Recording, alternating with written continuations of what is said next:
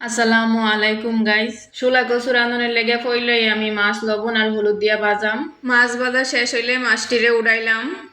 মাছটিরে উড়াইয়া দিয়াম আগে থেকে ভাপ দিয়া রাখা শুলা কচুটিরে আমি লবণ আর হলুদ দিয়ে আগে ওই ভাপ দিয়া রেখা দিছিলাম। এখন লবণ আর হলুদ দিয়া শুলা কচুটিরে বাজাম। আদা মাদা বাজি হইলে দিয়াম পেঁয়াজ। এখন সব ডিরে ভালো করে বাজাম।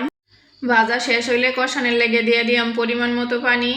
তারপরে আগেই লবণ আর হলুদ দিয়ে রাখছিলাম। এখন দিয়াম পরিমাণ মতো মরিচের গুঁড়া আর রসুন। এখন এডিরে ভালো করে কষায়াম। কষান শেষ হইলে দিয়াম পরিমাণ মতো পানি। এখন একটা ডাকনা দিয়ে ডাকে দিয়াম কচুটি ঠিক মতো সিদ্ধ অনের লেগিয়া। তারপরে ডাকনা উড়াইয়া দিয়াম মাছ। কচুটি এখনো ঠিক মতো সিদ্ধ হইছে না। মাছ দিয়ে আবার একটা ডাকনা দিয়ে ডাকে দিয়াম ঠিক মতো সিদ্ধ অনের লেগিয়া। এইভাবে যারা শোলা কচু রাইন্দা খাইছেন না তারা রাইন্দা খাইয়া দেখেন। এইভাবে শোলা কচু রাইন্দা খাইতে অসাধারণ লাগে। শোলা কচুটি সিদ্ধ হয়ে গেছে।